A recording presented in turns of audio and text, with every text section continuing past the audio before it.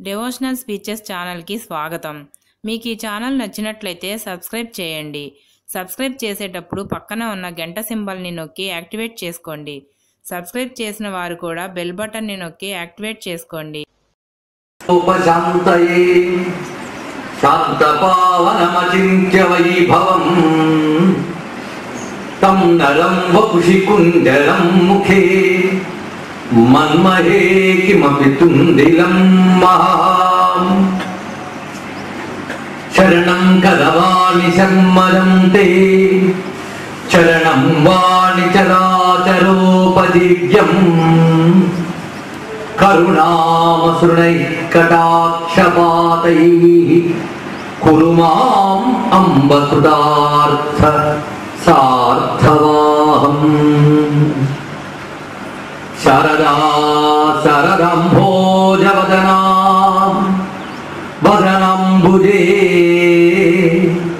సర్వదా సర్వదాస్మాకం సన్నిధి సన్నిధిం క్రియాత్ విమలపటీ కమలకుటీ పుస్తక రుద్రాక్ష శస్తహస్తపుటీ కామాక్షి పక్ష్మలాక్షి కలిత విపంచి విభాతి వైరించి వాగర్థావివ సంపృక్తౌ వాగర్థ ప్రతిపత్తయే జగతః పితరౌ వందే పార్వతీ పరమేశ్వరౌ గురవే సర్వలోకానాం భిషజే భవరోగిణాం నిధయే సర్వవిద్యానాం దక్షిణామూర్తయే నమః. స్ఫటికరజతవర్ణం మౌక్తికీవక్షమాలాం అమృతకలశ విద్యా జ్ఞానముద్రాకరాబ్జైః దధతమురగకక్షం చంద్రచూడం త్రినేత్రం విధృత వివిధ రూపం దక్షిణామూర్తిమీరేతి మూర్తిభేద విభాగినే వ్యోమవద్వ్యాప్తదేహాయ దక్షిణామూర్తయే నమః. నారాయణ సమారంభాం వ్యాసశంకర మధ్యమాం అస్మదాచార్య పర్యంతాం వందే గురు పరంపరాం. శ్రీ వెంకటాచలాధీశం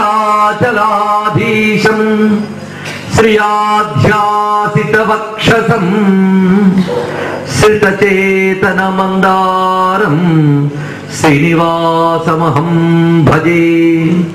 వసుదేవసుతం దేవం దేవకీ పరమానందం కృష్ణం వందే జగద్గురుం. శ్రీ కృష్ణం వందే జగద్గురుం. శివాయ గురవే నమః. శివాయ గురవే నమః. శివాయ గురవే నమః. శివాయ గురవే నమః. శివాయ గురవే నమః. శివాయ గురవే నమః. శ్రీమాత్రే నమః. శ్రీమాత్రే మాత్రే నమః. శ్రీమాత్రే నమః. శ్రీమాత్రే నమః. శ్రీ విష్ణు రూపాయ నమః శివాయ. శ్రీ విష్ణురూపాయ నమః శివాయ. శ్రీ విష్ణు రూపాయ నమః శివాయ. శ్రీ విష్ణురూపాయ నమః శివాయ. శ్రీ విష్ణు రూపాయ నమః శివాయ. శ్రీ విష్ణురూపాయ నమః శివాయ. నమో మహద్భ్యో ఋషిభ్యో గురుభ్యో నమః. భగవన్మయమైన సభా సదస్సుకి క్షేత్రాధిదేవమైన శ్రీ వెంకటేశ్వర స్వామి వారికి నమస్సులు సమర్పణ చేసుకుంటూ పరమ పావనమైన రోజు ఈరోజు మార్గశిర శుద్ధ ఏకాదశి. ఇది మార్గశిర మాసం అంటే సంవత్సరానికి తెల్లవారుజామునండి. తెల్లవారుజాములో ధ్యానం చేసినా పూజ చేసినా అలాగే మణిద్వీపం గురించి ఎక్కడ చెప్తారో అక్కడ కూర్చుంటే చాలుట దివ్యమైనటువంటి ఫలితాలు లభిస్తాయని దేవి భాగవతం మనకు చెప్తున్నది. కనుక మన మనస్సుకు శక్తి ఇచ్చాడు భగవంతుడు. ఏది మనం వింటూ ఉంటాం అది మనకు కనిపిస్తుంది. నిద్రపోకుండా వింటే, ఏకాగ్రంగా వింటే ఏది మనం వింటూ ఉంటామో అది మనకు కనిపిస్తుందో. ఇద్దరు కొట్టుకున్నట్టుగా నేను చెప్తే ఆ కొట్టుకోవడం అంతా మనకు కనిపిస్తుంది. మనస్సుకి భగవంతుడు ఇచ్చిన శక్తి భావన అనే శక్తి ఇచ్చాడు. అదొక్కటే మనకు దిక్కు. ఆ భావనతోనే మనం భగవంతుడిని చూడగలం. లేకపోతే ఈ చర్మ నేత్రాలకు ఆయన గోచరిస్తాడే చెప్పండి, భావన గోచరిస్తాడు. మనం నిరంతరం భావిస్తూ భావిస్తూ భావిస్తూ ఉంటే మనకు ఉత్తమమైన ఫలితములు ఈ లోకంలోనే వస్తాయి. చివరికి శరీర పతనాంతం తర్వాత ఆ జీవుడు ఉత్తమ లోకానికి చేరుకుంటాడు. కనుక మణిద్వీప వర్ణన వినడం అంటే ఎక్కడో ఉన్న ఒక లోకం గురించి చెప్తున్నాను అనుకోవద్దు. మీ మనస్సే మణిద్వీపంగా మారిపోవాలి. మారిపోతే అక్కడ అమ్మవారి యొక్క అనుగ్రహం మీకు పరిపూర్ణంగా లభిస్తుంది. కనుక నా శరీరం అనగానే చర్మ మాంస అస్థులతో కూడినటువంటిది అనే విషయాన్ని మర్చిపోయి ఇదంతా కూడా అమ్మవారి నివాసం అనే స్థితిలోకి మనం వెళ్ళిపోవాలి. అక్కడ మణిద్వీపాన్ని ఇక్కడికి తెచ్చుకోవాలి. మీరు ఇక్కడ కూర్చుని అమెరికాని భావిస్తే అమెరికా రాదు, కానీ ఇక్కడ కూర్చుని మణిద్వీపాలను కైలాసాలను వైకుంఠాలను భావిస్తే వచ్చేస్తుంది. ఎందుకంటే భావిస్తే వచ్చేవాడు భగవంతుడు మాత్రమే. ఇంకా భౌతికమైనవి ఏవి భావిస్తే దొరికేవాడు భగవంతుడు. అందుకే అమ్మవారికి పేరు భవానీ భావనాగమ్య భవారణ్య కుఠారిక. ఆ భవానీదేవి ఎలా దొరుకుతుందయ్యా అంటే భావనాగమ్య, భావించితే దొరికిపోతుంది. అమ్మ గురించి ఏమీ కష్టపడక్కర్లేదు, భావించాలి. మనస్సుతో అమ్మని తలంచుకోవాలి. ఎందుకంటే అమ్మ భౌతికమైన వస్తువు కాదు, చైతన్యమైన వస్తువు. ఈ చైతన్యం సర్వత్రా వ్యాపించిన ఆ జగదంబిక యొక్క స్వరూపం. అందులో అమ్మని భావిద్దాం. ఆ లోకాన్ని ఒక్కసారి దర్శిద్దాం. ఈ లోకం ఎక్కడున్నది అంటే అమ్మ పేరేంటి? లలిత. లలిత అమ్మ పేరు. లలిత అన్న, దుర్గా అన్న, లక్ష్మి అన్న, సరస్వతి అన్న, అన్నపూర్ణమ్మ అన్న, ఎన్ని పేర్లు చెప్పినా ఒకే అమ్మ. ఒకే అమ్మ ఈ లోకాన్ని రక్షించడానికి ఎన్నో రూపాలు ధరించింది. అన్న అంబిక అంటే అమ్మ అని అర్థం, లలితమ్మ. లలిత అంటే అర్థం ఏమిటి? లలిత అంటే లావణ్యవతి అని అర్థం. ఎలాంటి లావణ్యము అంటే దృష్టిలో మనం ఎన్నో అందాలు చూస్తాం, కానీ అందాలన్నీ కూడాను మన దృష్టి బట్టి అందం అనుకుంటున్నాం, కానీ వాటికి శాశ్వతత్వం లేదు. గట్టిగా ఆలోచిస్తే అవి అందములు కూడా కావు. అవి గట్టిగా ఆలోచిస్తే ఏవి అందములు కావు. అందములు అనేది భ్రమ మాత్రమే. ఏది సత్యమైన అందము, ఏది శాశ్వతమైన అందము, ఆ అందం పేరే సుందరి అని పేరు. అందుకే అమ్మకి త్రిపుర సుందరి అని పేరు. ముజ్జగాల్లోని కూడా అలాంటి సౌందర్యం లేదు, ముజ్జగాలకు అతీతమైన సౌందర్యం.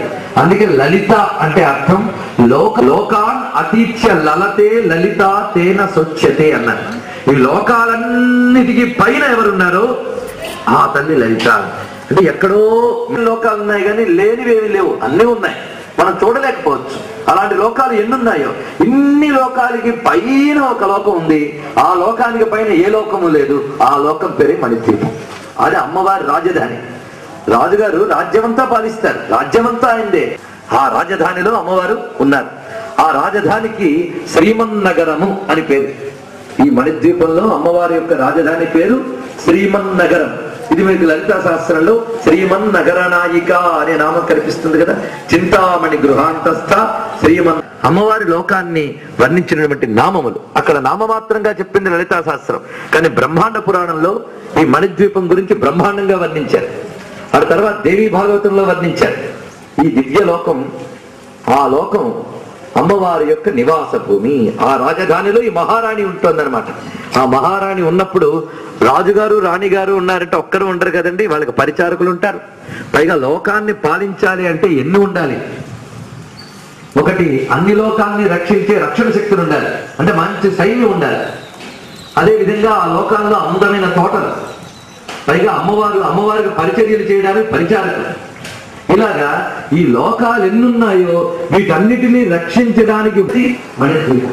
అక్కడ నుంచి అమ్మ ఈ విశ్వంలో అన్ని లోకాలకి, ఒక భూలోకానికే కాదండి, స్వర్గ మత్స్య పాతాళాది లోకములకు, బ్రహ్మలోకానికి, దిక్పాలకుల లోకానికి, అన్నిటికీ ఆ లోకం నుంచే శక్తి వస్తూ ఉంటుంది. కనుక లోకాలకు అతీతంగా ప్రకాశించే దివ్య లోకం అది. దీన్ని మనం మణిద్వీపం అని చెప్తున్నాం. ఇది ఎలా ఉంటుంది అనే దానికి వెళుతూ ఉంటే, దీపం అంటే అర్థం చుట్టూ నీరు, మధ్యలో దిబ్బ ఉంటే ద్వీపం అంటాం. తెలుగులో దిబ్బ, సంస్కృతంలో ద్వీపం. ఇది ఎలా వచ్చింది అంటే అమ్మవారు ఎప్పుడూ ఉన్న తల్లి ఆవిడ. జగత్తు సృష్టింపబడక ముందు ఉంది, సృష్టించిన తర్వాత ఉంది, సృష్టి నశించిన తర్వాత కూడా ఉంటుంది. ఎప్పుడు ఉండే తల్లి శాశ్వతి మాత అమ్మవారి పేరు. శాశ్వతంగా ఉండే తల్లి. ఈ తల్లి ఈ జగత్తును సృష్టి చేయాలి అనుకున్నప్పుడు ముందుగా ఈ లోకాన్ని సృష్టి చేసింది. ఈ లోకాన్ని సృష్టి చేసి తన అనంత శక్తుల్ని ఈ లోకంలో నింపి ఉంచింది. ఈ శక్తుల్నే తర్వాత లోకాలకు అంతటికి అందజేసింది. అమ్మ ఇన్ని లోకాలకి అందజేస్తూ తన శక్తిని పంపిస్తూ ఉన్నా అమ్మవారికి ఏమీ తరుగుదల ఉండదు. అలాగని అమ్మవారికి ఈ లోకపు వికారాలు ఏవి అంటారు. అది ఎలాగో అంటే మనందరికీ పైన సూర్యుడు ప్రకాశిస్తున్నాడు. ఆ సూర్యుడి వెలుగులతోనే మనం అన్ని పొందుతున్నాం. ఇక్కడ ఈ కాంతంతా ప్రసరిస్తాం. ఆ కాంతిలోనే మనం ఎరుపు, తెలుపు, నలుపు అన్ని చూస్తూ ఉన్నాం. కానీ ఇక్కడ ఉన్న ఎరుపు కానీ తెలుపు కానీ ఆ సూర్యుడు కంటిందా అంటలేదు. కానీ ఆయన వెలుగు లేకపోతే ఇవేమీ లేవే. అలాగే అమ్మవారి శక్తితోనే ఈ జగత్తంతా నడుస్తోంది. కానీ ఈ జగతి వికారాలు ఏవి అమ్మవారి కంటట్లేదు. కనుక లోకాన్ని అతీత్య, ఈ లోకాలకు అతీతంగా శుద్ధమైన ఆనంద స్వరూపంగా అమ్మ ప్రకాశిస్తాను. మనమున్న లోకం పేరు మిశ్ర లోకం. అంటే సుఖ దుఃఖాలు కలిసి అనుభవిస్తాం, పాపపుణ్యాలు కలిసి ఉంటాయి ఈ లోకంలో. నిజానికి మనం సుఖం అనుభవించే కన్నా సుఖం అనే భ్రమతో దుఃఖాన్ని అనుభవిస్తూ ఉంటాము. నిజానికి మరికొన్ని లోకాలు ఉన్నాయి, అక్కడ సుఖాలకు పరిమితులు ఉన్నాయి. స్వర్గాది లోకముల్లో సుఖానికి పరిమితి ఉంది. అక్కడికి వెళ్ళిన వాడు మళ్ళీ వెనక్కి రావాలి ఎప్పటికో అప్పుడు. మనం ఒక ఊరికి వెళ్ళి హోటల్లో దిగుతాం. హోటల్లో ఎంతకాలం ఉండనిస్తాడు మనల్ని? మన దగ్గర డబ్బు ఉన్నంతకాలం ఉండనిస్తాడు. ఆ తర్వాత దీని గురించి దేవి భాగవతం ఎలా వర్ణించిందో ఆ వర్ణంలోకి మనం ప్రవేశిస్తూ ఉన్నాం. సర్వాదవు నిజవాసార్థం ప్రకృత్యా మూలభూతయా. ఈ సర్వజగత్తుకి హేతువైనటువంటి ప్రకృతిదేవి జగజ్జనని నిజవాసార్థం తనుండడానికి తయారు చేసుకున్నటువంటి లోకం. ఎలా తయారు చేసింది? ఎవరినో అడిగి లోకం తయారు చేయలేదు. సంకల్ప మాత్రేణ అమ్మ తన సంకల్పంతో మొత్తం సృజించింది. అంటే అమ్మ సంకల్పంలో ఎన్ని శక్తులు ఉన్నాయో చూసుకోండి. సంకల్పించుకుని లోకం తయారైంది. ఆ తయారైన లోకం ఎలా ఉందంటే మనం చూస్తున్న ఈ బ్రహ్మాండములన్నిటికీ పైన ఒక గొడుగు లాగుందిట. క్షత్రీభూతం త్రిజగతో భవసంతాప నాశకం. గొడుగుని ఎందుకు పోల్చారంటే గొడుగు నీడగలిగితే మనకు తాపాలు పోతాయి. అలాగే ఆ లోకానికి చేరుకుంటే మనకి తాపత్రయములు కూడా నశిస్తాయి. అంతెందుకు ఆ లోకాన్ని తలంచుకుంటే చాలా తాపత్రయాలు పోతాయి. అటువంటి దివ్య లోకము. మనం చూస్తున్న ఈ ప్రపంచంలో మన స్థానం ఎంత అంటే ఒక సముద్రం ముందు ఇసుక తిన్నెలు ఉంటాయి, వాటిలో ఇసుక రేణువంతా అని కూడా చెప్పలేము. మనం చూస్తున్న అనంత గ్రహ నక్షత్ర మండలాల్లో భూమి అనగా ఎంత, ఆ భూమిలో మనమనగా అంత. ఇలాంటి భూమి ఇలాంటి లోకాలు ఎన్నున్నాయో ఇవన్నీ కలుపుకుని ఒక బ్రహ్మాండం. ఇలాంటి బ్రహ్మాండాలు ఎన్నున్నాయో మనకి లెక్క కన్నది. కానీ ఏ బ్రహ్మాండంలో వాడు ఏమనుకుంటాడంటే ఇంతకు మించి మనకు లేదు అనుకుంటాడు. మేడి చెట్టు మీరు ఎప్పుడైనా చూసుంటారు. అన్నిటికీ పైన ఆ తల్లి ఉన్నది. ఒకసారి ఈ జగత్తుకి ప్రళయం వచ్చి మళ్ళీ సృష్టి చేయబోయే ముందు బ్రహ్మదేవుడు నారాయణ నాభికమల నుంచి వచ్చాడు. వచ్చి సృష్టి చేయాలని సంకల్పించుకున్నప్పుడు నారాయణ నిద్రపోతున్నాడు. ఆ సమయంలో నారాయణ యొక్క చెవి నుంచి ఇద్దరు రాక్షసులు పుట్టారు, మధు కైటభుడు అనేటువంటి వారు. వాడు నారాయణుడితో యుద్ధం చేయాలనుకుంటే ఆయన గట్టిగా నిద్రపోతున్నాడు. అప్పుడు బ్రహ్మగారి దగ్గరికి వచ్చారు వాళ్ళు. ఆయనతో యుద్ధం చేయబోతే ఆయన నారాయణ నారాయణ నడిచాడు. నిద్రపోతున్నాం లేస్తున్నాం, ఎవరు మనల్ని నిద్రపుచ్చుతున్నారు, ఎవరు మనల్ని మేల్కొల్పు చేస్తున్నారు అంటే మన లోపల చైతన్యమే ఆ పని చేస్తుంది. అలాగే నారాయణ లోపల చైతన్యం ఆ పని చేస్తుంది. ఆ చైతన్యం ఎవరు? ఆ చైతన్యమే అమ్మ. అందుకు ఆ యోగ నిద్రగా ఉన్న మహామాయాదేవిని ప్రార్థించేట బ్రహ్మదేవుడు. అప్పుడు ఆ యోగ నిద్ర స్వరూపం బ్రహ్మదేవుడికి 10 చేతులతో నల్లని రూపంతో కనిపించింది. ఆ స్వరూపం పేరు మహాకాళి. ఆ తల్లి ఎప్పుడైతే అనుగ్రహించిందో అప్పుడు నారాయణుడు నిద్ర లేచాడు. ఆయన మెలకువగా వచ్చింది మళ్ళీ ఆ తల్లి. అప్పుడు ఆయన మధుకైటకుల్ని సంహరించాడు. ఆ తర్వాత బ్రహ్మదేవుడు నారాయణుడు ఏం చేద్దాం ఇప్పుడు అనుకున్నారు. ఎందుకంటే ఇక సృష్టి ప్రారంభం కాలే. ఏం చేద్దాము అనుకున్నప్పుడు మనల్ని కాపాడిన ఆ తల్లినే ప్రార్థిద్దామని ఇద్దరు కలిసి ప్రార్థిస్తే ఆ తల్లి కనిపించి సృష్టి స్థితిని మీరు చెయ్యండి అంటే ఎలా చెయ్యాలమ్మా, అసలు లోకాలేమిటి, మేమున్నదే లోకమా ఇంకేమైనా లోకాలు ఉన్నాయా అని అడిగేట బ్రహ్మదేవుడు. అప్పుడు ఒక విమానం అక్కడికి వచ్చింది. దానంతట అదే కదలడం మొదలుపెట్టింది. అది వెళుతూ వెళుతూ ఒక్కొక్క లోకాన్ని దాటి వెళుతుంది. మొత్తం ఈ బ్రహ్మాండం దాటి మరో బ్రహ్మాండానికి వెళ్ళేటప్పటికల్లా అక్కడ మళ్ళీ 4 ముఖాల బ్రహ్మదేవుడు కనబడ్డాట, విష్ణువు కనబడ్డాట, రుద్రుడు కనబడ్డాట. ఏమిటి వీళ్ళు ఇక్కడ ఉన్నారు అనుకున్నారు. ఇక్కడ బ్రహ్మ విష్ణురుద్రుల విమానంలో ఉన్నారు, మళ్ళీ ఆ బ్రహ్మాండంలో మళ్ళీ ముగ్గురు కనబడతారు, ఆ బ్రహ్మాండం దాటి వెళ్ళక మళ్ళీ మరో ముగ్గురు కనబడుతున్నారు. అంటే ఎన్ని బ్రహ్మాండాలు ఉన్నాయో అందరూ బ్రహ్మ విష్ణురుద్రులు ఉన్నారు. ప్రతి బ్రహ్మాండానికి అమ్మవారు తన శక్తులను మూడింటిగా పంపించారు ఆ బ్రహ్మాండాన్ని పాలించడానికి. ఇలా వెళుతూ వెళుతూ వెళుతూ ఉండగా అన్ని బ్రహ్మాండాలు దాటి వెళ్ళిన తర్వాత ఒక భయంకరమైన చీకటి కనబడింది. ఈ మణి ద్వీపం అనే లోకం, అది సుధాసాగర్, ఒక అమృత సముద్రం కనిపించింది ముందు. ఈ అమృత సముద్ర తీరంలో మామూలు ఇసుక లేదక్క, ఆ ఇసుక కాంతులను వెదజల్లుతున్నటువంటి మణులు పరచబడినటువంటి చోటు అది. కనుక మొదట కనబడినటువంటిది ఏమిటి? సముద్రం, అమృత సముద్రం. ఆ అమృత సముద్రపు తీరంలో అద్భుతమైనటువంటి రత్నమయమైన వృక్షములు ఉన్నాయి. రత్నాలు వెదజల్లుతున్నటువంటి, కాంతులను వెదజల్లుతున్నటువంటి వృక్షములు ఉన్నాయి.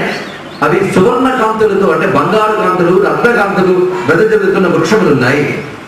అక్కడ అనేక రకములైన దేవతా విమానములు ఉన్నాయి. అంటే అమ్మవారి దర్శనం కోసం వచ్చినటువంటి బహు బ్రహ్మాండముల నుంచి దేవతలు వారి వెహికల్స్ అక్కడ పార్క్ చేసుకున్నారు అన్నమాట. లోపలికి వెళ్ళాలి అంటే ముందు వాళ్ళ విమానాలు, వాళ్ళ యొక్క రథాలు అక్కడ పార్క్ చేసుకున్నారు. సప్త యోజన విస్తీర్ణ ప్రాకారో వర్తతే మహాన్. అక్కడ వాళ్ళు పార్క్ చేసుకున్నటువంటి ఆ ఏరియా దగ్గర ఒక పెద్ద గోడ ఉంది, ప్రాకారం. పెద్ద ప్రాకారం మొదట వచ్చింది ఇనుముతో తీసిన ప్రాకారం. ఆ ప్రాకారం దగ్గర ఈ రకరకాల వాహనాలన్నీ నిలిచి ఉన్నాయి. దానికి 4 ద్వారములు ఉన్నాయి. ఆ ప్రాకారం ఇది గుండ్రంగా చుట్టబడి ఉంది. ఆ ప్రాకారం దానికి 4 ద్వారములు ఉన్నాయి. ఆ ద్వారపాలకులు కూడా స్త్రీ దేవతలు చాలా మంది ద్వారపాలన చేస్తూ, అనేక మంది దేవతలు వస్తూ ఉంటే బెత్తములతో అదిలిస్తున్నారట. సరిగ్గా అనండి, జాగ్రత్తగా వెళ్ళండి అంటూ వాళ్ళు చూపిస్తున్న మార్గాలు కూడా దేవతలు తలలు ఉంచుకుని ఆ లోకంలోకి ప్రవేశిస్తున్నారు అమ్మవారి దర్శనం కోసం. అలా ఉంది మొదటి ప్రాకారమైనటువంటి అయోమయ ప్రాకారం. అయోమయం అంటే ఇక్కడ కన్ఫ్యూజన్ అర్థం కాదు. అయోమయం అంటే ఇనుముతో కూడినది అని అర్థం. ఆ ఇనుము ప్రాకారాన్ని వాళ్ళందరూ దాటి వెళ్తూ ఉంటే ఆ తోవలో వాతావరణం అత్యద్భుతమైన వాతావరణం, చల్లని వాయువులు వీస్తూ ఉన్నాయి, రకరకములైన పక్షులు కిలకలారామములు చేస్తూ ఉన్నాయి. అలాంటి ఇనుముతో కూడిన ప్రాకారం దాటిన తర్వాత తదుత్తరం మహాసార ధాతు నిర్మిత మండల, అది దాటిన తర్వాత ఇక్కడ ఉన్నాయి. అంటే జగతికి కావలసిన వృక్ష జాతుల మూలములన్నీ అక్కడ దాచి ఉన్నాయి. అలాంటి దివ్య వృక్షములు ఎన్ని ఉన్నాయో వాటి పేర్లే ఇక్కడ కొన్ని శ్లోకాల్లో వర్ణించారు. పనస వకుళ లోధ్రా కర్ణికారాస్త శింశుపాహ దేవదారు కాంచనార అమ్రాశ్చైవ సుమేరవ అని అనేక రకములైన వృక్షములు. అక్కడ లేని జాతుల్లో అన్ని జాతుల వృక్షములు, పైగా ప్రతి వృక్షము కూడా స్వభాయమానంగా అమృతమయమైనటువంటి రసములతో పండుతూ ప్రకాశిస్తూ ఉన్నాయి. ఆ తర్వాత ఆ వృక్షములు పోషించడానికై అనేక రకములైన నూతులు తవ్వబడి ఉన్నాయి. ఆ నూతుల జలములు కూడా మధురములైనటువంటి జలములు. అలాంటి ఆ తోటలో హంసలు మొదలైన పక్షులు విహరిస్తూ ఉన్నాయి. లేళ్ళు మొదలైనవి అందంగా ఆడుకుంటూ ఉన్నాయి. నెమళ్ళు పులిప్పి ఆడుతూ ఉన్నాయి ఆ ప్రాకారంలో. ఇది కాంస్య ప్రాకారము, కాంస్య ధాతువు అంటే కంచుతో చేసినటువంటి ధాతువులతో నిర్మించిన ప్రాకారంలో ఈ సొగసు కనిపిస్తుంది. అది దాటిన తర్వాత తామ్రసాల ప్రతిష్ఠిత, రాగితో చేసినటువంటి ప్రాకారం కనిపిస్తున్నది. ఇది 7 యోజన విస్తీర్ణ, 7 ఆమడలు, 7 యోజనాల వెడల్పు పొడవులతో నిర్మించబడి ఉన్నతంగా ఉంది. అక్కడ నుంచి మనకి కల్పవృక్ష వనములు మొదలవుతున్నాయి. కల్పవృక్షముల్లో కొన్ని జాతులు ఉన్నాయి. కల్పవృక్షం మనకు తెలుసు కదా, దేవతాలోకాల్లో మాత్రమే ఉండే వృక్షములు కల్పవృక్షములు. వాటిని నమస్కరిస్తే ఏది కోరుకుంటే అవి తీరుస్తాయి. వాటిని కల్పవృక్షములు అని అంటారు. ఇవన్నీ కూడా బంగారు ఆకులతో ఉన్నాయి, రత్నముల కాంతులు వెదజల్లుతున్న ఫలములతో ఉన్నాయి. ఈ కల్పవాటిక ఆ విధంగా శోభిస్తూ ఉన్నది. అక్కడ ఆ ప్రాకారంలో మొత్తంగా ఈ కల్పవృక్ష వనాన్ని పాలిస్తూ ఉన్నటువంటి వాడు వసంతుడు అనేవాడు పాలిస్తున్నాడు. ఇక్కడ వీళ్ళ పేర్లు మీరు వింటూ ఉన్నా, ఆ ప్రాకారాన్ని తలంచుకుంటూ ఉన్నా ఒక్కొక్క దానికి ఒక్కొక్క దివ్య ఫలితం. అందుకు ఏకాగ్రంగా వినడమే మనం చేయవలసినది. ఆ దివ్యమైనటువంటి ఆ ప్రాకారంలో, అంటే ఈ రాగి ప్రాకారం వద్ద ఆ కల్పవృక్షపు కుసుమముల వాసనలు 10 యోజన గంధోహి వసర్పతి సమంతత అన్నారు. అంటే 10 యోజనాల మేర వరకు కూడా సుగంధాలు వ్యాపించి ఉన్నాయట. సుగంధవంతులమైన కల్పవృక్షముల యొక్క వనం. అంటే కల్పవృక్షములు ఎన్ని రకాలు ఉంటాయంటే పారిజాత, మందార, హరిచందన, సంతాన, కల్పక అని మొత్తం జాతులు చెప్పబడుతున్నాయి. ఇవి ప్రధానంగా 5 జాతులు. అంతేగాని మందార అంటే మనం చూసే ఎర్ర పువ్వులు కాదు, ఆ పేరు దీనికి పెట్టుకున్నాం. ఎందుకంటే అది ఎలాగో మనం చూడలేం కనుక కనీసం దీన్ని చూసి ఆ పేరు గుర్తు తెచ్చుకోవడానికి. అలాగే పారిజాతాలు అంటే మనం చూసే పారిజాతాలు కావు, మనం చూడలేం కూడా, అవి కల్పవృక్షములోనే ఉంటాయి. ఇక్కడ ఉండేది కల్పకము అనే జాతికి చెందిన కల్పవృక్షము ఇక్కడ ఉండేది. ఇక్కడ నాయకుడు ఎవడు అంటే ఈ తోటంతా గార్డెనర్ గా చూసుకునే తోటమాలి వసంతుడు అనేటువంటి వాడు, వసంత ఋతు నాయకుడు. అతనికి భార్యలు 2 ఉన్నారు, మధుశ్రీ, మాధవశ్రీ. 8 మంది ఉంటారు. వీరు ఈ మొత్తంగా ఉన్నటువంటి కల్పకవన రక్షకులు. ఈ వసంత శోభ మొత్తంగా వ్యాపించి ఉంటుంది ఆ వనంలో. వాటి తర్వాత ఈ రాగి ప్రాకారం దాటి వెళ్ళిన తర్వాత సీససాల ప్రకీర్తిత, సీసముతో చేసినటువంటి ప్రాకారం. అంటే ఒక్కొక్క గోడ ఎన్ని రకాలుగా చేశారో చూడండి. ఆ ధాతువుతో చేసినటువంటి ప్రాకారం ఉంది.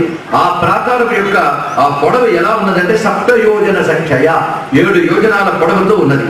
అక్కడ ఉండేటువంటి కల్పవృక్షముల పేర్లు సంతాన వాటిక వచ్చే, సంతానము అనే పేరు కలిగినటువంటి కల్పవృక్షములు అక్కడ వ్యాపించి ఉన్నాయి. అక్కడ నాయకుడు ఎవడు అంటే గ్రీష్మ ఋతు నాయకుడు ఉన్నాడు. మొదట వసంత ఋతు నాయకుడు అయ్యాడు, ఇక్కడ గ్రీష్మ ఋతు నాయకుడు ఉన్నాడు. ఆయనకి 2 భార్యలు ఉన్నారు, శుక్రశ్రీ, శుచిశ్రీ అని 2 ఉన్నారు. శుక్రశ్రీ, శుచిశ్రీ వాళ్ళతో కలిసి ఆయన విహరిస్తూ ఉంటాడు. వాళ్ళిద్దరిని పొడుచుకుంటూ కొంతమంది దేవతలు, సిద్ధులు ఆ ప్రాకారంలో ఉంటారు. వీళ్ళు దేవతా పురుషుల గ్రీష్మ ఋతు నాయకుడు. ఆయన అనుగ్రహం చేతనే మనకి గ్రీష్మ ఋతువు వస్తుంది, ఆ వసంతుడు అనుగ్రహం చేతనే మనకు వసంత ఋతువు వస్తుంది. అంటే ఇందాకే మనం చెప్పుకున్నాం, మనం చూస్తున్న వాటన్నిటికీ మూల వస్తువులు అక్కడ ఉన్నాయి. అక్కడ ఎలా ఉన్నాయి అంటే పరిపూర్ణంగా ఉన్నాయి, ఇక్కడ కొంచెం లేశంగా ఉన్నాయి. మీరు ఇక్కడ విద్యుత్ శక్తికి సంబంధించి ఇక్కడ మనకు దొరకవు. మనకు దొరికేవి లోట్లతోని, లోపాలతోని కొద్దిగా దొరుకుతాయి మనం చూసేవాడిని. అక్కడ పుష్కలంగా ఉంటాయి, సమృద్ధిగా ఉంటాయి, లోపరహితంగా ఉంటాయి. కనుక మన ఈ లోకముల్లో వ్యాపించే గ్రీష్మకాలాన్ని నియంత్రించేటువంటి గ్రీష్మ ఋతు పురుషుడు అక్కడ ఉన్నాడు. ఈ గ్రీష్మ ఋతు పురుషుడు ఈ శుక్రశ్రీ, శుచిశ్రీ అనే వాటితో ఈ సంతానమయమైన కల్పవృక్షాల కూడా మన భూలోకంలో పొందే ఆనందాలు ఎన్నో రెట్లు ఎక్కువగా ఉంటాయి. ఆ ప్రాకారములు అటువంటివి. వాటి తర్వాత ఈ సీస ప్రాకారం దాటిన తర్వాత సీససాల ఉత్తరత అరకూటమయ శుభ, అరకూటమయ ప్రాకారం. అరకూటమయ అంటే ఇత్తడితో చేసినటువంటి ప్రాకారం అది. ఇది 5వ ప్రాకారం. ఇది దాటి వెళితే ఈ ప్రాకారం దగ్గర ఉన్నటువంటి కల్పవృక్షముల పేర్లు హరిచందనములు.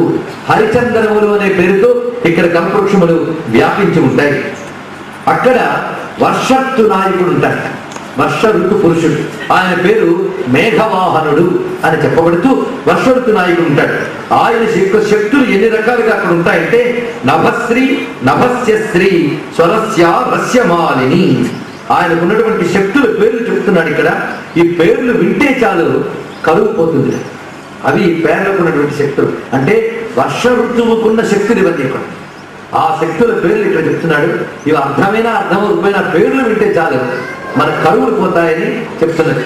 ఆ పేర్లు నభశ్రీ, నభస్యశ్రీ, స్వరస్య రస్యమాలని, అంబాదుల, నితంతి, భ్రమంతి, మేఘయంతిక, వర్షయంతి, చుపునిక, వారిధార, మదవిఫల అనేటువంటి వర్ష ఋతు నాయకులు ఉన్నారు.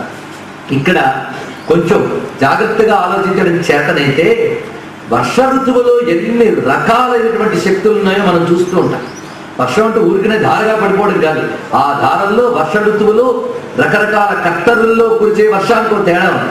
అలాగే ఆ వర్షముల్లో ఒక్కొక్క ప్రాంతంలో కురిసేయడానికి తేడా ఉంది. ఆ వర్షం వల్ల కలిగే భావానికి తేడా ఉంది. ఇవన్నీ శక్తులు. అవే ఇక్కడ భార్యలుగా చెప్పబడుతున్నాయి. అంతేగాని మామూలుగా ఒకటికి ఎంతమంది భార్యలు చెప్పడం కాదు. ఇవన్నీ శక్తులు, వర్ష ఋతు నాయకుల యొక్క శక్తులు. అక్కడున్న దేవతని వాళ్ళ యొక్క శక్తుల్ని ధ్యానం చేస్తే ఒక్కొక్కటి మనకు లభిస్తూ ఉంటాయి. ఇప్పుడు ఈ శరదృతు నాయకుడిని తలంచుకోవడం వల్ల రోగములు నశిస్తాయి. ఈ శరదృతు నాయకుడు ఆయన 2 భార్యలతో విహరిస్తూ ఉంటాడు. వారు ఇషలక్ష్మి, ఊర్ధ్వలక్ష్మి. ఇషలక్ష్మి ఊర్జలక్ష్మి అనేటువంటి ఇద్దరు భార్యలతో ఈ శరదృతు నాయకుడు విహరిస్తూ ఉంటాడు. అక్కడ ఈ పంచలోకమయమైన ప్రాకారాన్ని దాటిన తర్వాత దివ్యమానో మహాశృంగై వర్తతే రౌక్యశాలక అంటే వెండితో చేసినటువంటి ప్రాకారం కనిపిస్తుంది. ఈ వెండిమయమైనటువంటి ఈ ప్రాకారం దగ్గర ఉన్నటువంటి చెట్ల తోట ఏది అంటే పారిజాతాటవి, పారిజాత వృక్షముల తోట ఉంది. అంటే ఇవి కూడా కల్పవృక్షముల్లో ఒక జాతికి చెందినవి. దీనికి అధిపతిగా ఉన్నటువంటి వాడు హేమంత ఋతు నాయకుడు. హేమంత ఋతువు అంటే ప్రస్తుతం నడుస్తున్న ఋతువు. ఈ హేమంత ఋతు నాయకుడు సహస్రీ సహస్యశ్రీ అనేటువంటి ఇద్దరు భార్యలతో విహరిస్తూ ఉంటాడు. వీరిని కొలుచుకుంటూ అనేక మంది దేవతలు అక్కడ ఉంటారు.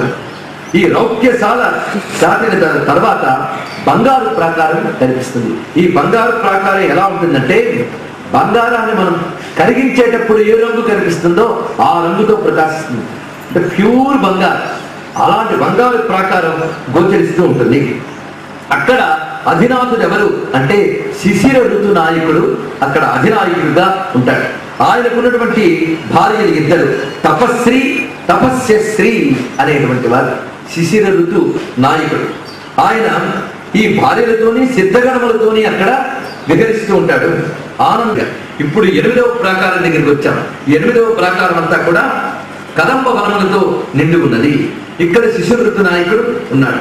ఆ తర్వాత ఈ స్వర్ణ శైలామయం దాటిపోయాక అంటే బంగారు ప్రాకారం దాటిన తర్వాత పుష్పరాగమయశాల, పుష్పరాగములు పుష్యరాగమణులు అంటారే, ఆ పుష్యరాగమణులతో ఉన్నటువంటి ప్రాకారం.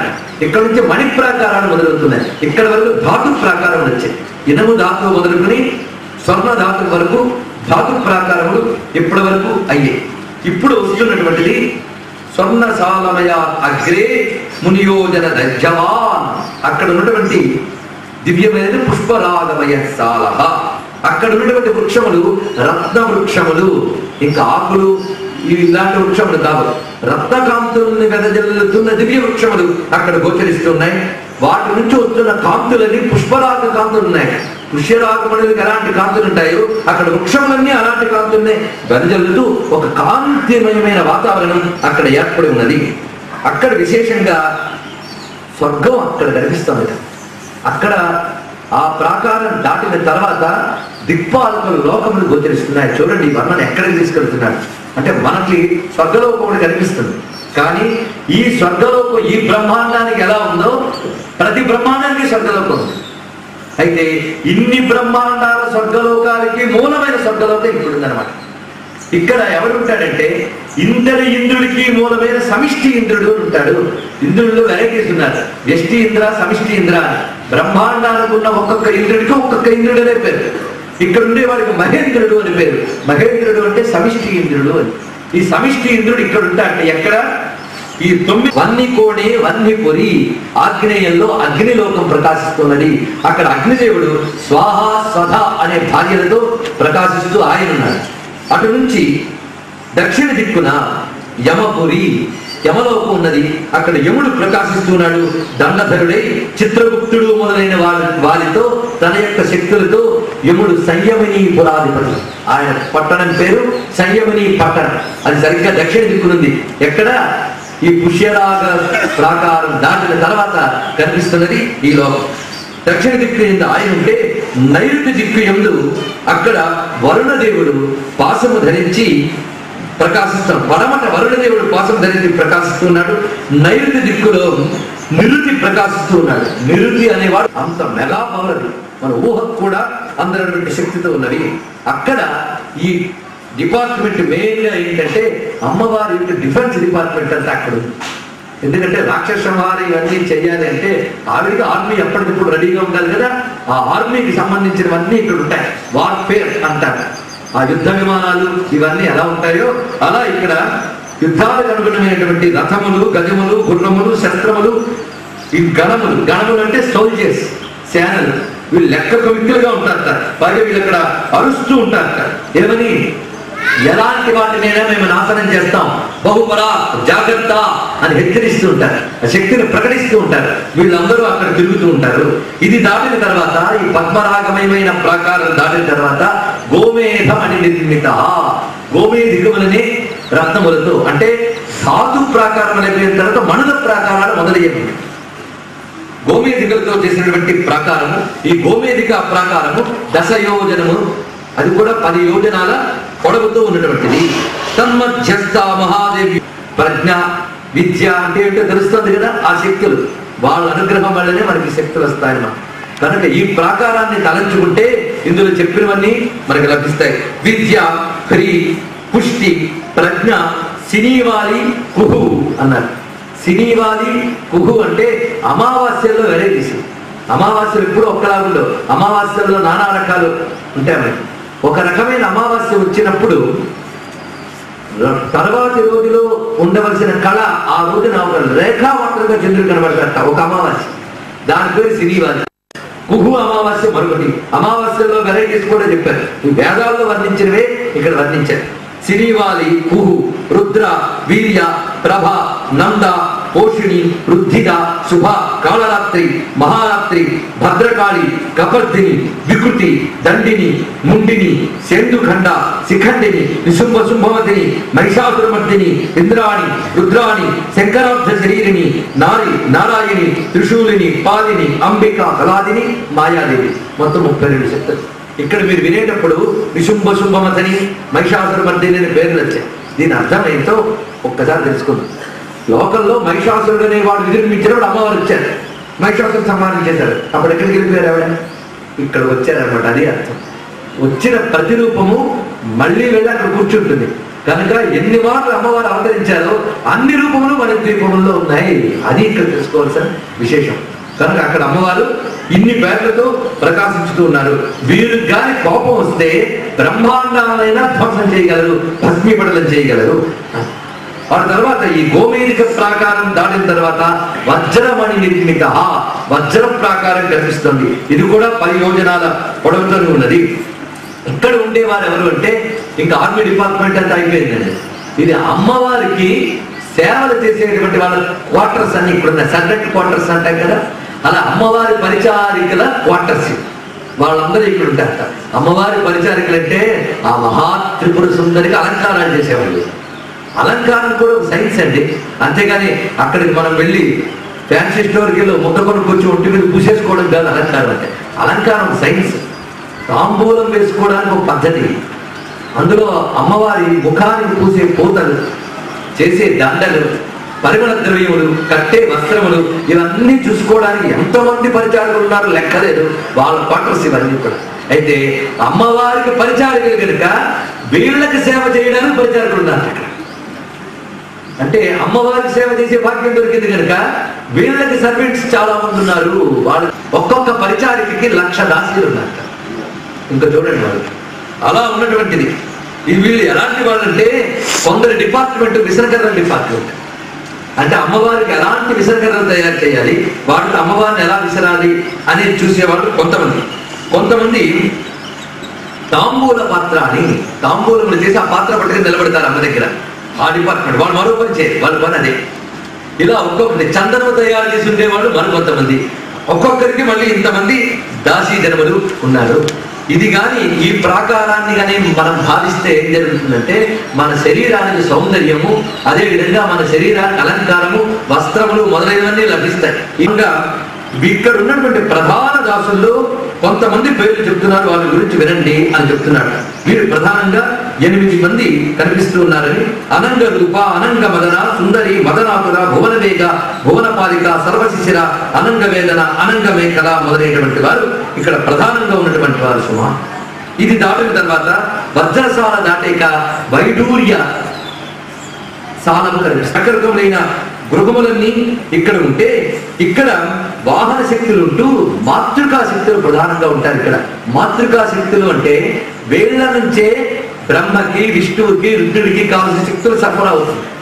వాళ్ళే బ్రాహ్మి, మాహేశ్వరి, వైష్ణవి, కౌమారి, వారాహి, ఇంద్రాణి, చాముండ, మహాలక్ష్మి అనేటువంటి అష్టమాతృలు ఇక్కడ ప్రకాశిస్తూ ఉంటారు. సుమా ఈ మహాలక్ష్మి ఈ 7గురికి మూలం, సప్తమాతృకులకి మూలమైనటువంటిది మహా ఐశ్వర్య శక్తి. ఇందులో బ్రహ్మాణి శక్తి వల్ల బ్రహ్మదేవుడు ప్రకాశిస్తాడు. వైష్ణవి శక్తి వల్ల విష్ణువు, మాహేశ్వరి శక్తి వల్ల రుద్రుడు, కౌమారి శక్తి వల్ల కుమారస్వామి, ఇంద్రాణి శక్తి వల్ల ఇంద్రుడు, వారాహి శక్తి వల్ల వరాహస్వామి, చాముండ అంటే మహాకాళి శక్తి. ఇలా సప్త మాతృకులు ఇక్కడ ప్రకాశిస్తూ ఉంటారు. మాతృకులు ఉండేటువంటి ప్రాకారం ఈ వైడూర్య ప్రాకారము. ఈ వైడూర్య ప్రాకారం వద్ద వీళ్ళ వాహనాలు అనేక ఉంటాయి. బ్రహ్మగారి వాహనం అంటే బ్రహ్మాడి వాహనం రాయించ. అక్కడ అనేక రాజహంసలు ప్రకాశిస్తూ ఉంటాయి. అలాగే సింహములు, ఏనుగులు, గుర్రములు, గరుత్మంతులు, వృషభములు ఇవన్నీ ఉంటాయి. ఎందుకంటే మాహేశ్వరి అంటే ఆవిడ గణములు, మాహేశ్వరి గణములు, వాళ్ళందరూ వృషభవాహనాలే కనుక వృషభాలు అక్కడ ఉంటాయి. గరుత్మంతులు ఉంటారు. ఎందుకంటే ఎన్ని బ్రహ్మాండాలు ఉన్నాయో అందరికీ ఇంద్రుడు సరఫరా అవ్వాలి. అంతే కదండి. కలెక్టర్లు ఎందరున్నారు ఒక స్టేట్ లో? డిస్ట్రిక్ట్ కో కలెక్టర్, అందరి మీద కలెక్టరే. అందరు కలెక్టర్ అయినా ఇందరు కలెక్టర్లకి క్వాలిఫికేషన్స్ ఇవన్నీ కూడా ఒకటే ఉంటాయి. మరి వాటి నుంచి వాటి పవర్ అథారిటీ ఇస్తాడు పైవాడు. ఆయన నువ్వు ఫలానా డిస్ట్రిక్ట్ కి అథారిటీ కలెక్టర్ అనేటువంటి అథారిటీ ప్రతి కలెక్టర్కి కామనే. కానీ వాడిని ఎలా అపాయింట్ చేస్తారు? కలెక్టర్ అనే అథారిటీ కలెక్టర్కి ఎలా ఇవ్వబడుతుందో ఇంద్రత్వం అనే అథారిటీ ఇంద్రుడికి ఇవ్వబడుతుంది. ఒక్కొక్క బ్రహ్మాండానికి ఒక్కొక్కడు. వీళ్ళందరికీ సమిష్టి ఇంద్రాణి శక్తి ఈ జగదంబిక. ఆవిడ ఇస్తేనే వీళ్ళందరికీ లభిస్తుంది. ఇంద్రాణి, మాహేశ్వరి మొదలైన వారందరూ కూడా. అటు తర్వాత ఇది దాటిన తర్వాత అంటే వైడూర్యమణి ప్రాకారం దాటిన తర్వాత 10 యోజనాల ఎత్తుతో ఇంద్రనీలమణుల ప్రాకారం కనిపిస్తుంది. ఇంద్రనీలాస్మ నిర్మిత. అక్కడ 16 శక్తులు తిరుగుతూ ఉంటాయి ఎల్లవెల్లలా. వారు కరాళి, వికరాళి, ఉమా, సరస్వతి, శ్రీ, దుర్గా, ఉషా, లక్ష్మి, శృతి, స్మృతి, ధృతి, శ్రద్ధ, మేధ, మతి, కాంతి ఆది ప్రకాశిస్తూ ఉంటారు. సుమా వాళ్ళు తలుచుకుంటే బ్రహ్మాండాన్ని కూడా తలకిందులుగా చేయగలరు. వాళ్ళ మహిమ వర్ణించాలి అంటే తత్ పరాక్రమం భక్తం సహస్రాస్యోపి నక్షమ. ఆదిశేషుడు కూడా వర్ణించలేట వాళ్ళ మహిమని. అలాంటి మహాశక్తులు ఇక్కడ ఉన్నటువంటి మొత్తం 16 శక్తులు. ఇది దాటిన తర్వాత ఇంద్రనీల మహాసాల. ఇది దాటిన తర్వాత ముక్తా ప్రాకారము. ముక్తా ప్రాకారం అంటే ముత్యాల ప్రాకారం కనిపిస్తూ ఉన్నటువంటిది. అక్కడ అది ఎలా ఉంటుందంటే 8 దళాల పద్మంలాగా ఉంటుంది. 8 దళాల పద్మం వలె ప్రకాశిస్తూ గోచరిస్తూ ఉంటాయి. అక్కడ ఉన్నటువంటి మూర్తులు అనంగ కుసుమ, అనంగ కుసుమాతుల, అనంగ మదనాతుల, అనంగ మదన, భువనపాల, గగనవేగ, శశిరేఖ, గగనరేఖ. వీళ్ళు ప్రధానంగా 8 శక్తులు అక్కడ ఉంటాయి. ఇవన్నీ కూడా 8 శక్తులు ఎలా ఉంటాయంటే పాశాంకుశ బల, భీతి, ధర, అరుణ విగ్రహ. ఇక్కడ నుంచి అమ్మవారి కోరికలు వాళ్ళు కనిపిస్తారు. ఇందాక మనం చెప్పుకున్న ఇనప ప్రాకారం నుంచి ఇక్కడ వరకు ఇవి కిరణాలు. ఇంకా బింబం రాలే. బింబం అంటే సూర్యుడి నుంచి కిరణాలు ఎలా వచ్చాయో ఈ ప్రాకారాలంతా ఈ శక్తులని కిరణాలు. ఇప్పుడు వారు ఇక్కడ అక్షతల పత్రంలో గోచరిస్తున్నారు. దినిచక్రంతో అవగాహన ఉన్న వారికి నేను ప్రత్యేకించి చెప్పనక్కర్లేదు. పనులు చేస్తూ ఉంటారు. ఏ పని పెడితే ఆ మండపానికి వెళ్తుంటారు. శృంగార మండపంలో ఏం జరుగుతుందంటే విద్యాధరులు, గంధర్వులు మొదలైన వారందరూ అమ్మవారిని సంకీర్తన చేస్తూ ఉంటారు. ఆ సంగీతం వినడానికి అమ్మవారు అక్కడ కూర్చుంటారు. అంటే కళా వేదిక అనమాట. అంటే రాజుగారికి ఆడిటోరియం ఒకటి ఉంటుంది కళలన్నీ జరగడానికి. అలాగే మహారాణి గారి ఆడిటోరియం అది. అక్కడ విద్యాధరులు, గంధర్వులు మొదలైన వారందరూ గానం చేస్తూ ఉంటే అవి వింటుంది అమ్మవారు అక్కడ. ఇది శృంగార మండపం. ఇక జ్ఞాన మండపంలో సనక సనందనాది యోగీశ్వరులు అమ్మవారి ద్వారా జ్ఞానాన్ని పొందుతూ ఉంటారట. అలా వారికి జ్ఞానాన్ని ఇస్తూ ఉంటుంది. ముక్తి మండపంలో అమ్మవారి పని ఏమిటి అంటే ఏ సాధకుడు పరాకోటికి చేరుకున్నాడో, పరాకోటి అంటే ఉపాసనలో త్రిగుణాతీత స్థితికి చేరగలిగి బిందు స్థానం వరకు వెళ్ళగలిగే వారు ఎవరో అమ్మవారు చూసి ఆ మండపంలో ఎవరెవరికి ముక్తినివ్వాలో నిర్ణయిస్తారు. అది ముక్తి మండపం. ఆ తర్వాత ఏకాంత మండపం. ఏకాంత మండపంలో ఏం జరుగుతుందంటే సమస్త లోకంలో ఏంటేంటి పాలన చేయాలని అడ్మినిస్ట్రేషన్ డిపార్ట్మెంట్ అంతా అక్కడ ముఖ్య శక్తులతో అమ్మవారు కూర్చుని లోక పాలనకి ఏమేమి చేయాలనే చర్చ చేస్తూ ఉంటారట అమ్మవారు. దాని పేరు ఏకాంత మండపము అని చెప్పబడుతున్నది. ఈ మండపములన్నీ దాటిన తర్వాత కాశ్మీర వనము అని కుంకుమ పువ్వులు, వృక్షములు గోచరిస్తాయి. ఆ తర్వాత రకరకములైన కుసుమముల తోటలున్నాయి. వీటన్నిటికీ దాటాక అమ్మవారి యొక్క ప్రధాన గృహం ఉన్నది. ఆ గృహం వద్ద అమ్మవారు ప్రధాన సింహాసనం ఉంది. ఆ సింహాసనం ఎలా ఉంది అంటే చింతామణి గృహంలో ఆ సింహాసనానికి చేరడానికి 10 మెట్లు ఉన్నాయి. సోపానే దశభిర్యుక్త 10 మెట్లు. ఆ 10 మెట్లు దాటితే అమ్మవారి సింహాసనం. ఈ సింహాసనానికి 4 కోళ్ళు, మెత్తని పరుపు పరిచినటువంటి బల్ల ఉన్నది. ఈ 4 కోళ్ళు బ్రహ్మ, విష్ణు, రుద్ర, మహేశ్వర శక్తులు మధ్యలో పరిచినటువంటి పరుపు సదాశివ తత్వం. ఇదంతా ఒకే పరమేశ్వరుడు 5 అయ్యాడు. 5 తయారయ్యాడు. ఏ పరమేశ్వరుడు 5 అయ్యాడో ఆయన దానిపైన కూర్చున్నాడు. ఒక రూపంతో కూర్చున్నాడు. ఈ సింహాసనం పైన ఆయన కూర్చున్నాడు. ఆయన ఎలా ఉన్నాడు అంటే ఆ శోభను వర్ణిస్తున్నారు ఇక్కడ. శుద్ధస్ఫటిక సంకాస, తెల్లగా శుద్ధస్ఫటిక కాంతులతో ఉన్నాడు. 3 కన్నులతో ఉన్నాడు. చల్లని వెన్నెల వంటి కాంతుల్ని వెదజల్లుతూ ఉన్నాడు. సౌందర్యవంతమైనటువంటి సత్యశివ సుందర స్వరూపుడు ఆయన. ఆయన యొక్క వామాంకమునందు అంటే ఆయన యొక్క ఎడమ తొడలో కూర్చుని ఉంది భువనేశ్వరి తల్లి జగజ్జన్ని అక్కడుంది. అంతేకాదు అమ్మవారు ఉన్నటువంటి ఆ చింతామణి గృహం దగ్గర నుంచి కొన్ని నదులు ప్రవహిస్తూ ఉంటాయి. అవి రత్న నదులు, అమృత నదులు అని 2 నదులు. అంటే కాంతులను వెదజల్లే నదులు కొన్ని, అమృతపు నదులు కొన్ని. అంటే కాంతులు అంటే అర్థం జ్ఞానము అని అర్థం, అమృతము అంటే ఆనందము అని అర్థం. ఈ 2 రకములైన నదులు ప్రవహిస్తూ ఎక్కడ కలుస్తాయంటే అమృత సముద్రంలో కలుస్తాయి. అవి వెళుతూ ఉంటాయి. కనుక అక్కడ మొదలై అక్కడ దాకా ఈ నదులు ప్రవహిస్తూ ఉంటాయి. ఆ నదులన్నీ అమ్మవారి దయాస్వరూపాలు. ఇవన్నీ ప్రకాశిస్తూ వెళుతుంటాయి సుమా. ఇటువంటి ఈ మణిద్వీప వర్ణన ఉన్నదే, ఆ మణిద్వీపములో ఉన్నటువంటి సూర్య చంద్రులు వీళ్ళెవరూ కూడాను వారి వల్ల మణిద్వీపం వెలగదన్నాడు.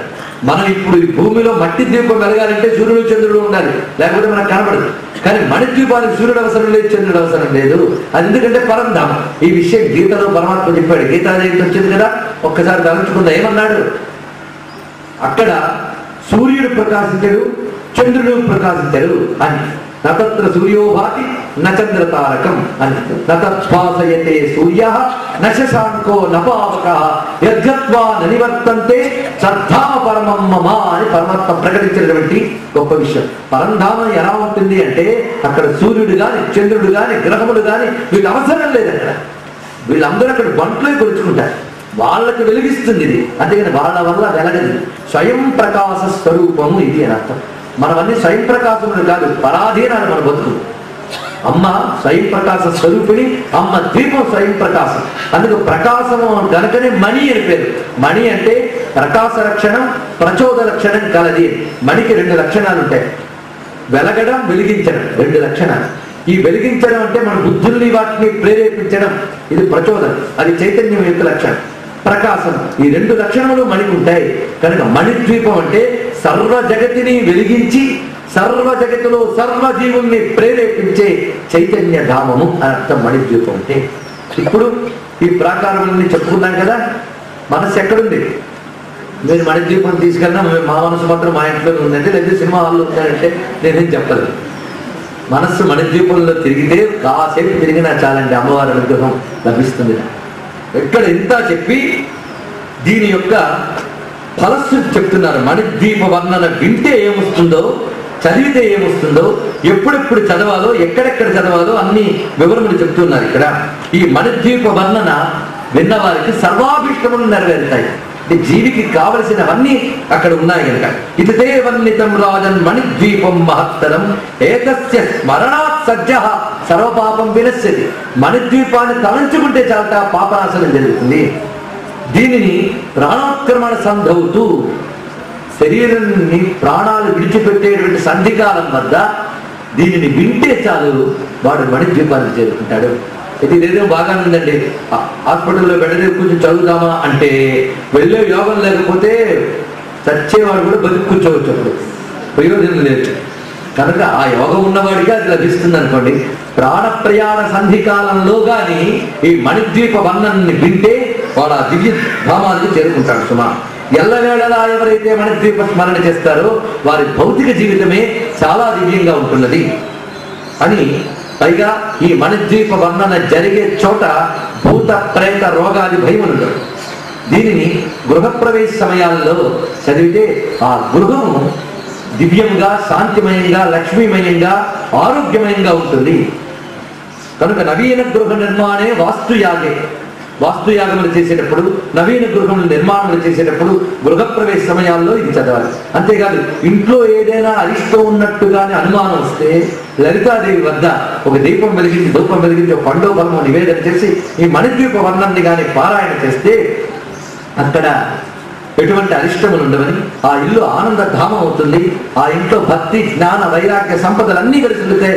ఇంట్లో అందరి మధ్య సౌమనస్యం ఉంటుంది, ప్రేమ అనేది ఉంటుందట. ఎందుకంటే అమ్మ ఇల్లు ఎవరు తలంచుకుంటారో ఆ ఇల్లు అమ్మ ఇల్లు అయిపోతుంది. అయితే ఇల్లు మన ఒళ్ళు ఉండే చోటు ఇల్లు, కానీ నిజానికి మన ఒళ్ళే ఇల్లు.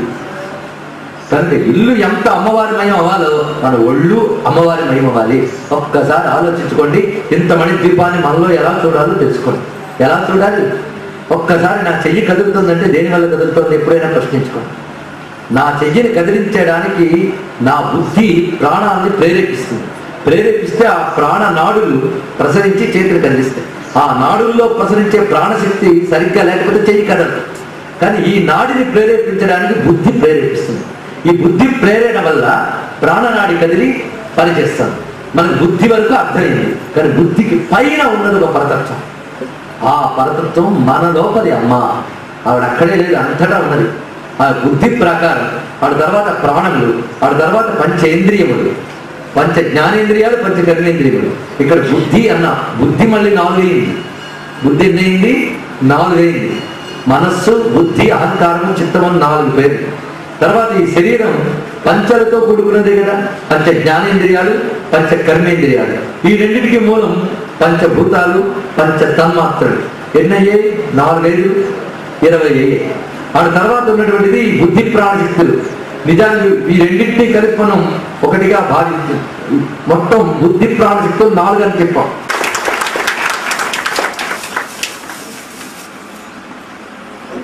ఈ వీడియో చూసినందుకు ధన్యవాదములు. ఈ వీడియో మీకు నచ్చినట్లయితే లైక్ చేయండి, మీ ఫ్రెండ్స్కి షేర్ చేయండి. మా ఛానల్ని తప్పకుండా సబ్స్క్రైబ్ చేయండి. Thanks for watching.